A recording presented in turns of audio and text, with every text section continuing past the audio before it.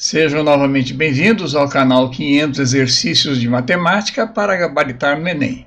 Sou o professor Nelson Fujita e nós iremos ver hoje o conteúdo da aula 16, dando continuidade às questões de geometria que têm caído nesses últimos anos do Enem.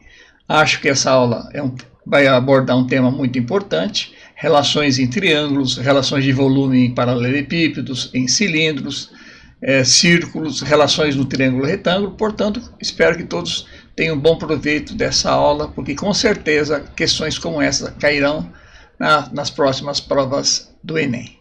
Vamos então à primeira questão. O que se quer e o que se tem? É a pergunta que deve ser feita quando interpretamos o enunciado de um exercício de matemática para encontrarmos o que é pedido para se resolver o mesmo.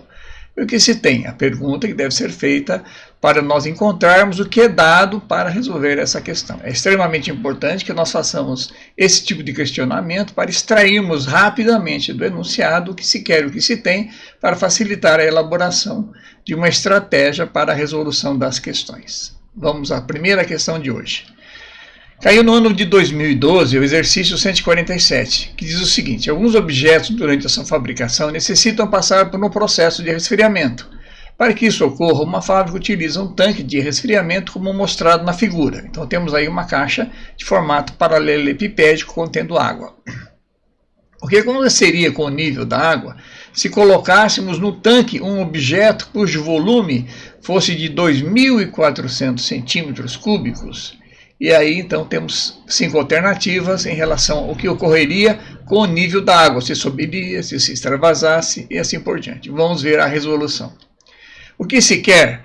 Qual o nível de água no tanque se colocarmos um objeto de volume 2.400 centímetros cúbicos totalmente imerso?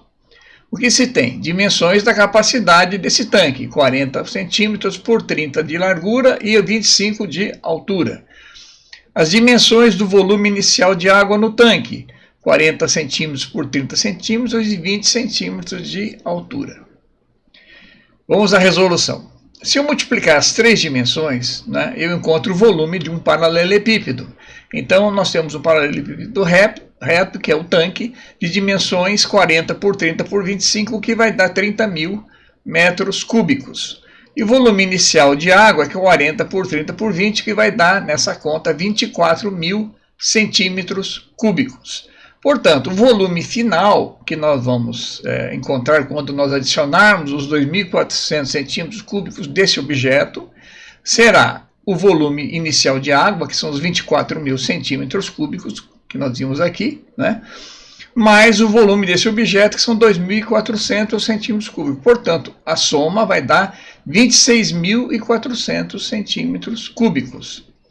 Então, o volume final desse paralelepípedo reto será a área da base, que é 40 por 30 vezes a altura x.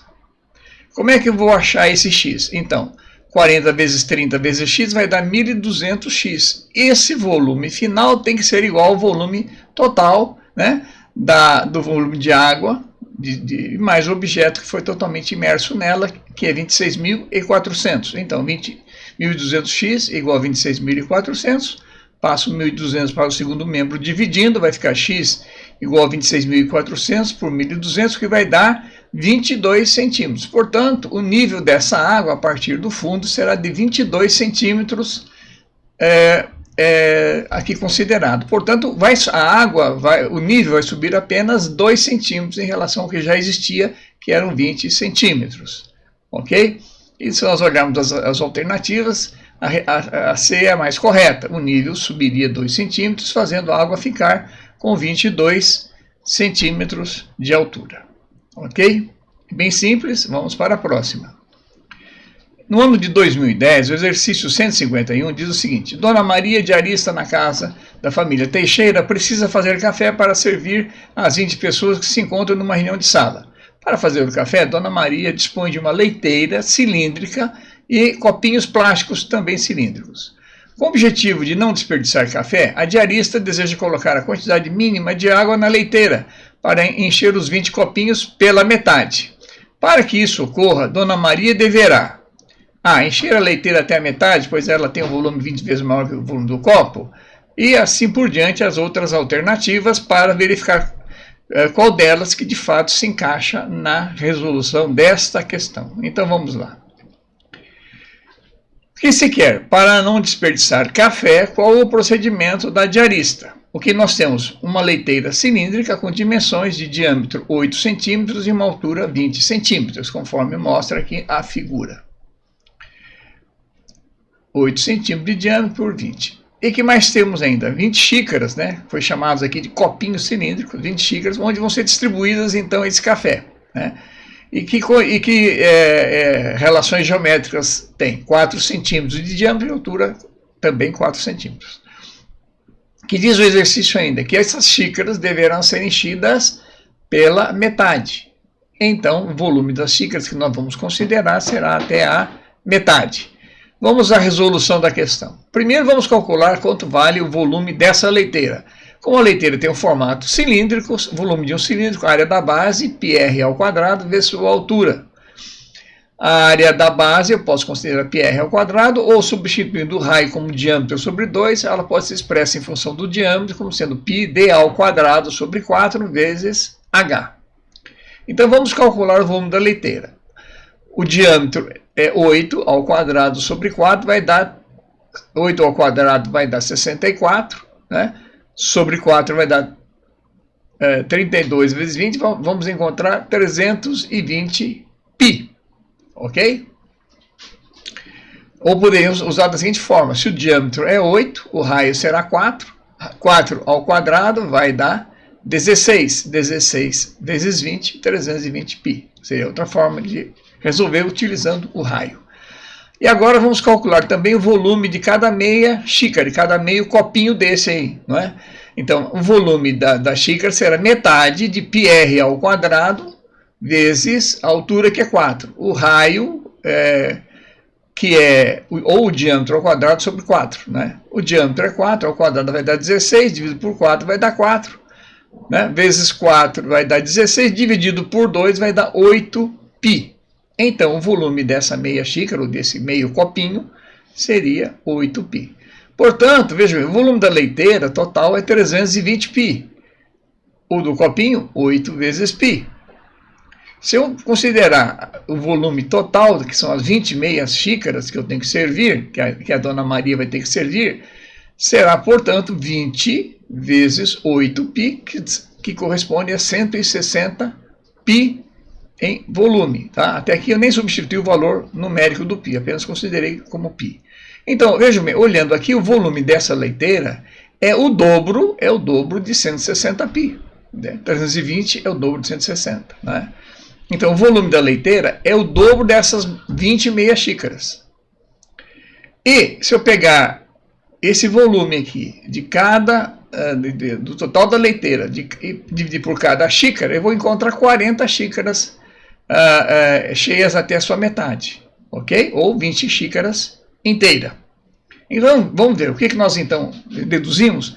Que o volume total da leiteira, 320 π, é 40 vezes o volume de cada meia xícara, ou 20 vezes o volume de uma xícara inteira. E que o volume das 20 meias xícaras que nós vamos atender, distribuir, que a dona Maria vai distribuir, é a metade, 160, das 320. Se nós olharmos essas 5 alternativas, vocês vão ver que essas 3 últimas aqui, ó, fala que o volume é 10 vezes maior que o volume do copo, o volume da leiteira. Então, essas 3 aqui já são de cara eliminadas, porque nós estamos vendo aqui que o volume da leiteira é 20 vezes o volume do copo e não 10 vezes. Então, sobrariam apenas as alternativas A e B. Então, a alternativa A diz assim, encher a leiteira até a metade, pois ela tem um volume 20 vezes maior que o volume do copo. De fato, ela tem um volume 20 vezes maior do que o copo, e nós vamos encher apenas até a metade, porque o volume dessas xícaras de café corresponde à metade do volume da leiteira, e a resposta correta, então, é a alternativa A. Ok? Vamos à próxima. No ano de 2013, a questão 136 diz o seguinte: as torres Puerta de Europa são 2 torres inclinadas, uma contra a outra, construídas numa avenida de Madrid, na Espanha. A inclinação das torres é de 15 graus com a vertical, e elas têm cada uma altura de 114 metros. A altura é indicada na figura como segmento AB. Essas torres são um bom exemplo de um prisma oblíquo de base quadrada e uma delas pode ser observada na imagem. Então nós temos aqui uma torre inclinada, a base, tanto faz a base quanto a altura, já que é um prisma, é quadrada, né? E a altura AB, essa haste vertical, corresponde à altura e vale 114 metros. Utilizando 0,26 como valor aproximado para a tangente de 15 graus e 2 casas decimais nas operações, descobre-se que a área da base desse prédio ocupa na avenida um espaço D, e aí são dadas 5 alternativas, vamos ver qual é a correta. Vamos à resolução. O que se quer? A área da base quadrada do prisma oblíquo da torre Puerta de Europa da figura. O que se tem? A inclinação da torre, que é 15 graus, com a vertical. O que mais se tem ainda? A altura vertical AB da torre, são 114 metros. E sabe-se que a tangente de 15 é 0,26. Vamos ver então a figurinha, só para rememorarmos. Então, a altura da torre é AB, é uma haste reta vertical, certo? Formando, portanto, um ângulo de 90 graus aqui, com a base ou com a laje superior, ou com a base quadrada, né? E esse ângulo aqui, ABC, é um ângulo de 15 graus. É um ângulo de 15 graus. Então vamos à resolução. Denominando de C o vértice desse triângulo ABC, com B, esse ângulo B igual a 15 graus, então a tangente de 15, tangente desse ângulo, desse arco aqui, é o cateto oposto a C, dividido pelo cateto adjacente, que é B. Vejam bem que essa figura aqui, dessa torre oblíqua, ela nos mostra o seguinte: primeiro, que essa haste aqui, a B, ela é vertical, e essa aqui é horizontal, portanto, esse ângulo em A é reto, tá? Esse ângulo aqui é um ângulo reto em 90 graus, logo, esse é um triângulo retângulo, com um ângulo de 90 graus no ponto A, no vértice A. Então, a tangente do ângulo B é o cateto oposto, que é AC, pelo cateto adjacente, que é AB. AC dividido por AB, como está colocado aqui. Se eu isolar o valor de AC, que é o que eu quero achar, para determinar a área, né, do retângulo, a área do quadrado, da laje superior, que é a mesma da base, eu vou isolando AC aqui, eu tenho que passar o AB, que está no segundo membro da igualdade, para o primeiro membro multiplicando. Então vai ficar AC igual a AB vezes a tangente de 15 graus. AB 114 metros, a tangente de 15 eu vou considerar 0,26. Esse cálculo vai dar 29,64 metros, aproximadamente 30 metros. Se é uma área de base quadrada, tá certo? Então é 30 ao quadrado, vai me dar a área do quadrado, da área quadrada da base, ou seria mesmo também da laje superior quadrada, né? Já que isso aqui é um prisma oblíquo, né? Regular, né? Portanto, AC ao quadrado é 39 ao quadrado, que vai dar 878,53 metros quadrados, quase 900 metros quadrados. E a resposta correta é a resposta E, né? Aqui, olhando aqui, maior do que 700 metros quadrados, que é a área que se espera encontrar para a base dessa torre. Ok? Vamos para a próxima. No ano de 2009, a questão 169 diz o seguinte: a vazão do rio Tietê, em São Paulo, constitui preocupação constante nos períodos chuvosos. Em alguns trechos, são construídas canaletas para controlar o fluxo da água. Uma dessas canaletas, cujo corte vertical determina a forma de um trapézio isósceles, tem as medidas especificadas na figura 1.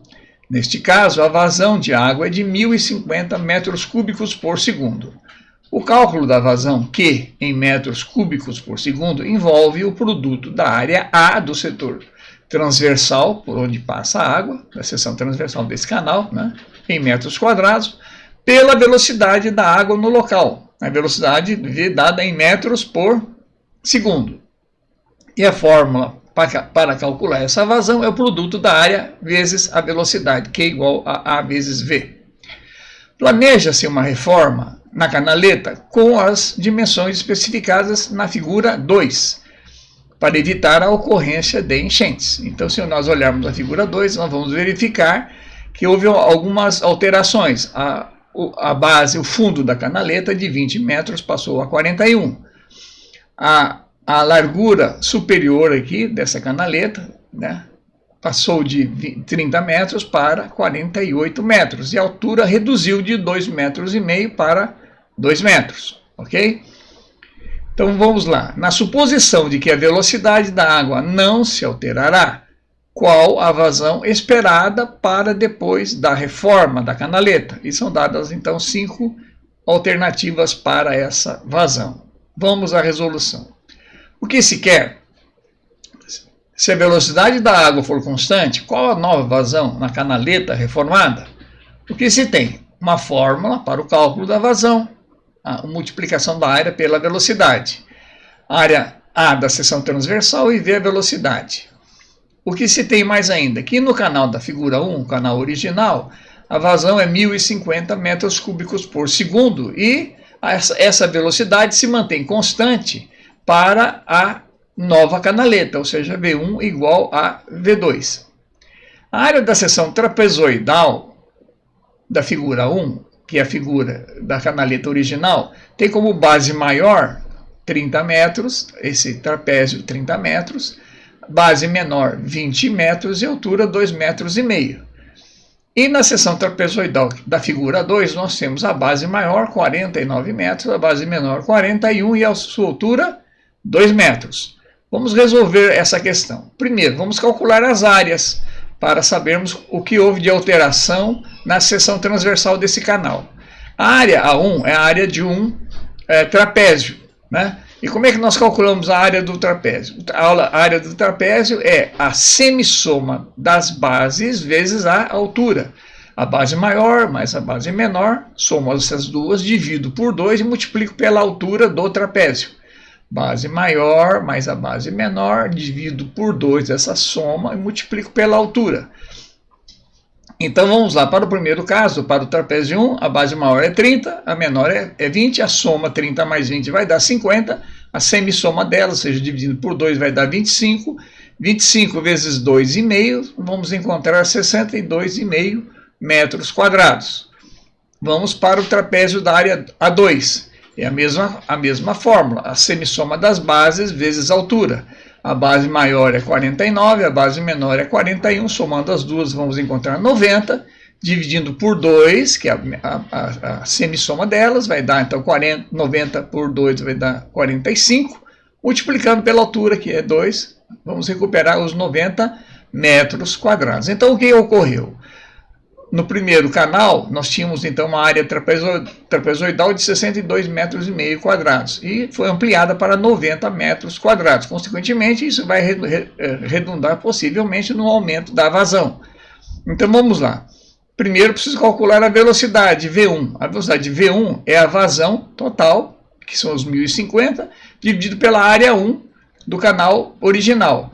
Então, 1.050 dividido por 62,5, vamos encontrar a velocidade de 16,8 metros por segundo. Veja, metro cúbico por segundo dividido por metro quadrado simplifica, sobra metro por segundo. Então, de fato, essa relação vazão sobre área é, de fato, a velocidade do ponto de vista físico, dimensionalmente falando. Então, 16,8 metros por segundo. Como a velocidade não se altera, se a velocidade da água for constante, como diz o enunciado, se ela não se altera, então a velocidade 2 será igual à velocidade 1. Se eu multiplicar pela área A2, V2 vezes A2, eu vou achar a vazão que o exercício pede. Então será 90 metros quadrados, que é a área, vezes essa velocidade 16,8, vamos encontrar 1.512 metros cúbicos por segundo. Veja que eu tenho uma área em metros quadrados, vezes a velocidade em metros por segundo, o resultado vai dar metros cúbicos por segundo, e a resposta correta é a resposta D.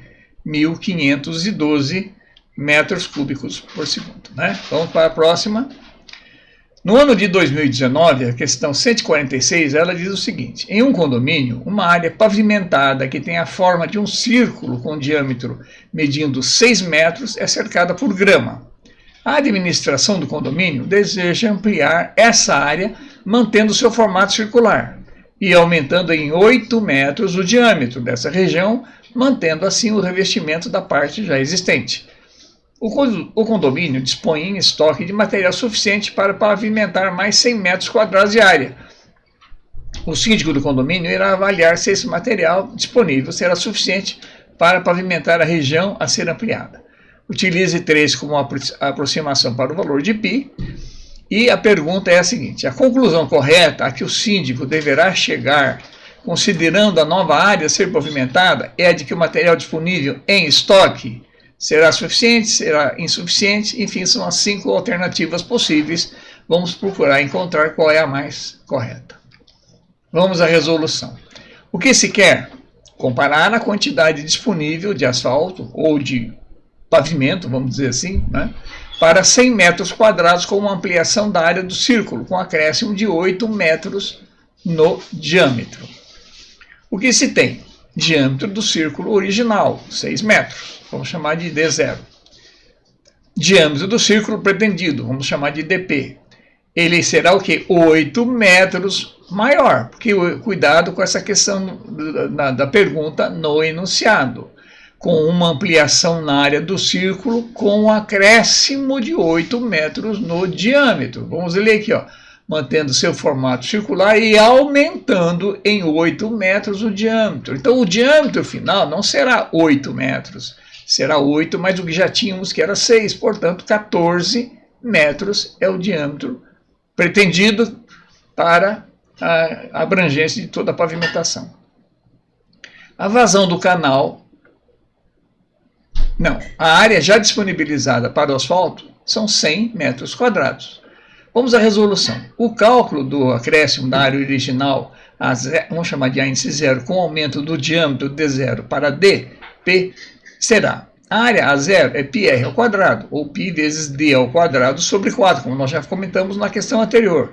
O raio é metade do diâmetro, então quando eleva o raio ao quadrado, fica d ao quadrado sobre 4. O diâmetro original era 6, então fica π6 ao quadrado sobre 4. 6 ao quadrado é 36 sobre 4, que vai dar 9π metros quadrados. A área P pretendida é πr ao quadrado. Aqui entra o diâmetro pretendido ao quadrado sobre 4, visto que o raio pretendido é o diâmetro sobre 2. O diâmetro pretendido para ampliação é de 14 metros ao quadrado, né? Que vai dar 196, 14 ao quadrado, dividido por 4, vai dar 49 π metros quadrados. Portanto, a área pretendida para o asfaltamento ou pavimentação, ou que seja, não interessa que é o material que vai ser aplicado, a área pavimentada vai ter que ser acrescida de 40 π, porque ela tem que passar de 9 para 49, ou seja, a área acrescida será 49 menos 9 π, o que vai dar 40 π. O exercício diz para a gente considerar uma aproximação de 3 para o valor de π. Então, 3 vezes 40, 120 metros quadrados. Se nós olharmos as alternativas aqui, a resposta E é a mais correta. Não será suficiente, pois a área da nova região a ser pavimentada mede 120 metros quadrados. Ok? Vamos à próxima.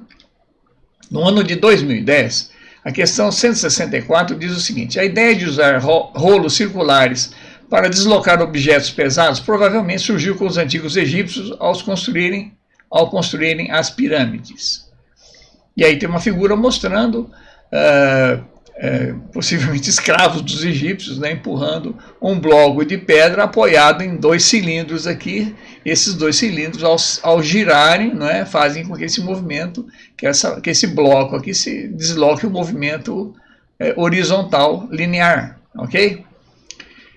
Então vamos lá. Representando por R o raio da base dos rolos cilíndricos em metros, a expressão do deslocamento horizontal y do bloco de pedra em função de R, após o rolo ter dado uma volta completa sem deslizar, é.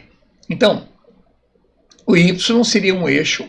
Vamos considerar a partir desse ponto aqui, inicial da peça, ser um eixo y horizontal, ok?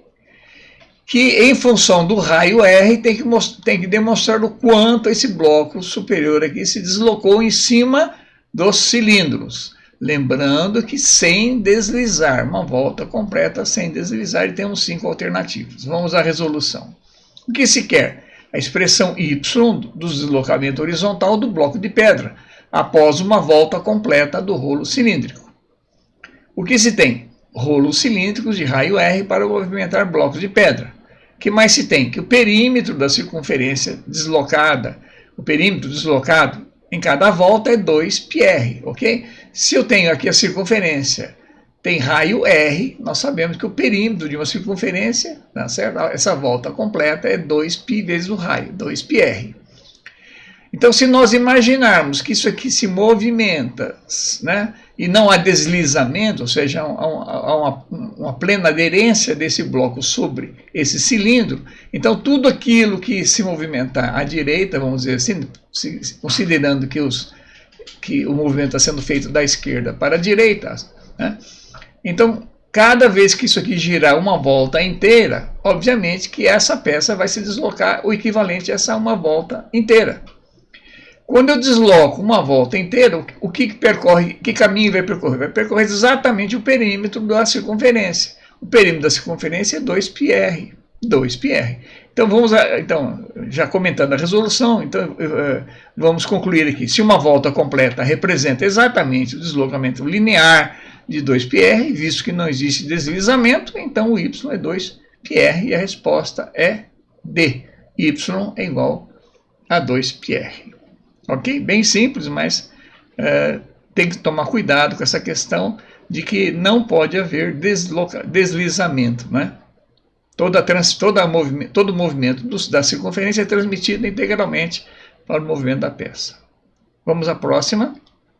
Também do ano de 2010, a questão 162 diz o seguinte: uma empresa vende tanques de combustível de formato cilíndrico em 3 tamanhos, com medidas indicadas nas figuras. O preço do tanque é diretamente proporcional à medida da área da superfície lateral do tanque. O dono de um poço de combustível deseja encomendar um tanque com menor custo por metro cúbico de capacidade de armazenamento. Vamos repetir: o dono de um poço de combustível deseja encomendar um tanque com menor custo por metro cúbico de capacidade de armazenamento. Qual dos tanques deverá ser escolhido pelo dono do posto? Considere π igual a 3. E são dadas agora 5 alternativas. Vamos à resolução. O que se quer? Qual dos tanques deve ser escolhido para se obter o menor custo dividido pela capacidade cúbica? O que se tem? 3 tanques cilíndricos com dimensões. O primeiro, diâmetro 4 metros, altura 6. O segundo, 4 metros, altura 8. O terceiro, diâmetro 6 metros, altura 8 metros. E sabe-se que o custo é diretamente proporcional à superfície lateral. O que é a superfície lateral de um cilindro? Vamos imaginar, se eu pegasse esse cilindro aqui, ó, e der um cortezinho aqui, ó, e retificá-lo, ou seja, pegar esse cilindro que tem o formato de um círculo, né, cortar o círculo e esticar, abrir essa chapa, né, e retificá-lo, transformá-lo numa área plana, nós vamos verificar que o resultado dessa área seria um retângulo, cuja área total do retângulo, a base seria o comprimento 2πr, né, que eu abri aqui a circunferência, virou 2πr, vezes a altura do tanque, que é, nesse caso aqui, 6 metros. Ok? Então, se eu multiplicar o perímetro, que é 2πr, vezes o comprimento, ou a altura, né, do cilindro, eu vou ter exatamente a área da superfície lateral. Então, vamos à resolução. Primeiro, vamos calcular o volume desses 3 tanques. O volume, como nós já sabemos, é a área da base, que é πr², vezes a altura h. Então, vamos achar então, o volume 1, o volume 2 e o 3. O que acontece? O raio do primeiro é 2, porque o diâmetro é 4. O raio do segundo também é 2, porque o diâmetro é 4. E o raio do terceiro é 3, porque o diâmetro é 6. As alturas são 6, 8 e 8. Ok? Então, fazendo esses cálculos, π vezes 4 vezes 6 dá 24π, o volume do primeiro tanque. Do segundo tanque vai dar 4 vezes 8, 32π. E o terceiro tanque, 3² 9 vezes 8, 72π. Então, os volumes dos tanques de 1, 2 e 3 são crescentes, né? O volume 3 é 3 vezes maior que o segundo, né? E o dobro, é 3 vezes maior que o primeiro e o dobro do segundo, ok? O volume, a capacidade cúbica. Vamos agora achar as superfícies laterais desses tanques. Lembrando que a superfície lateral eu calculo de que forma? é o produto de uma área equivalente a um retângulo de lado 2πr vezes altura h. 2πr vezes h, que corresponde, como expliquei, o corte e desdobramento. É como se eu retificasse aquele círculo, abrindo o círculo e esticando, vamos encontrar uma área plana de lados de um retângulo de lados 2πr e o outro lado h. Então, fazendo esse cálculo 2πrh para cada um desses tanques, trocando o R por R1 e o H por H1 no primeiro, R2, H2 no segundo e assim por diante, nós vamos encontrar que para a área lateral do primeiro tanque será 24π, 2π vezes 2 vezes 6. O do segundo, 2π vezes 2 vezes 8, 32π. O terceiro, 2π vezes 3 vezes 8, 48π. E agora, então, vamos achar as relações para obter o menor custo por capacidade cúbica. O que significa isso? Ora, se o custo é diretamente proporcional à superfície lateral, vamos relacionar, então, a superfície lateral pelo volume, pela capacidade cúbica, para acharmos qual que tem a menor relação. Se eu tiver menor relação, eu vou ter o menor custo, tá certo? Menor custo é menor área lateral pelo volume obtido pelo tanque. Então vamos lá, se eu dividir a área lateral do tanque 1 pelo seu volume, eu vou achar a relação exatamente igual a 1. Vejam bem, o volume 1 é 24π, a área lateral 1 é 24π também, então a área pelo volume vai dar 1. A área lateral do tanque 2 é o volume, a área 2, que também é 32π, pelo seu volume 32π, vai dar também 1. Já o terceiro tanque, volume 3 é 72 e a área lateral é 48. Então a área 48 dividido por 72 vai dar 2 terços, ou 0,67. Portanto, o que vai nos dar a melhor relação custo-benefício será o terceiro tanque. Porque vou despender um custo menor, vou ter menos área para ser comprada, adquirida, né? Pelo volume que eu vou receber, que o dono do posto vai receber. Então, 2 para 3, ou 0,67, a resposta correta é a resposta D. Pela relação área-capacidade ser de 2 terços, 2 para 3. Resposta D. Ok? Vamos para a próxima. Também do ano de 2010, a questão 165 diz o seguinte: uma metalúrgica recebeu uma encomenda para fabricar em grande quantidade uma peça com o formato de um prisma reto com base triangular, cujas dimensões de base são 6 centímetros por 8 centímetros por 10 centímetros e cuja altura é 10 centímetros. Tal peça deve ser vazada de tal maneira que a perfuração na forma de um cilindro circular reto seja tangente às suas faces laterais, conforme mostra a figura. Vamos olhar aqui, a figura, vejam bem, é um prisma triangular reto, de dimensões 6 metros por 8 metros por 10 metros. Né? Um lado tem 6, o outro tem 8 e o outro tem 10. O que vai ser feito aqui nesse prisma triangular? Vai ser removido um cilindro aqui de dentro, vou cortar um cilindro que vai ser cortado dessa peça, de tal modo que esse diâmetro, o círculo aqui, né? Que será a base desse cilindro, ele seja tangenciado por esses lados do triângulo, ou seja, é uma circunferência inscrita aqui dentro, correto? Um círculo inscrito dentro do triângulo. Então é importante a gente conhecer essa informação, que o triângulo tem esse formato, 6 por 8 por 10, e esse círculo ele tangencia internamente, ou seja, ele é inscrito dentro do triângulo. E aí o exercício pede qual é o raio da perfuração da peça, ou seja, qual é o raio desse círculo, ok? Então vamos à resolução. O que se quer? O raio da perfuração da peça. O que se tem? Um prisma reto de base triangular com um cilindro interno vazado. Quais são as dimensões do triângulo? 6 centímetros, 8 centímetros e 10 centímetros. E sabe-se ainda que a base circular do cilindro está inscrita nesse triângulo, ela é totalmente inscrita.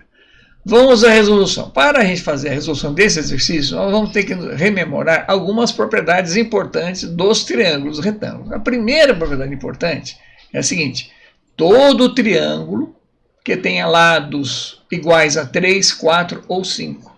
3, 4 e 5. Então, um lado é 3, outro 4 e 5. Ou que seja proporcional a 3, 4 e 5. Por exemplo, 6, 8, 10. Por exemplo, 9, 12, 15. Se eu multiplicar tudo por 3. Ou se eu multiplicar tudo por 4. 12, 16, 20. Ou seja, todos aqueles triângulos de 3 lados, cuja proporção é nessa ordem, 3 para 4 para 5, ele é um triângulo retângulo. Tá? Veja por que isso seria verdadeiro. Imagine que nós temos aqui que a hipotenusa é 5, né? 5 ao quadrado é 25. O cateto ao quadrado 3 vai dar 9, ao quadrado 4 ao quadrado vai dar 16. 9 mais 16 vai dar 25, ok? A mesma coisa nesse exemplo que o exercício deu, 6, 8 e 10. A hipotenusa sendo 10 ao quadrado vai dar 100. Os catetos ao quadrado, 36 mais 64, a soma vai dar 100. Então, nós conseguimos, de fato, comprovar e verificar que esse triângulo também é um triângulo retângulo com hipotenusa de 10 centímetros, que é o lado maior. Bom, muito bem. Então, já sabemos que o triângulo é retângulo.